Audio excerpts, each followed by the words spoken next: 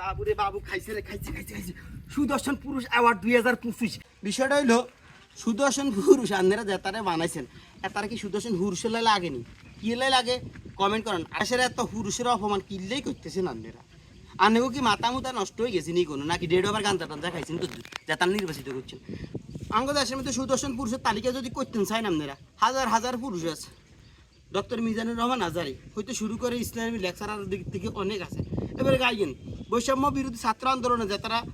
ত্যাগ করছে master mind হিসেবে কাজ করছে ওই লোকগুলো নামগুলো কি উঠতে পারে না হাসাত আবদুল্লাহ সারজিস আলম রামগঞ্জের গর্ব মাহফুজ ভাইয়া হ্যাঁ তখন আমায় তো আরে না কেন আপনারা কারে নির্বাচিত করছে দেখেন আমার সেরা পুরুষ এই যে ঘুরাও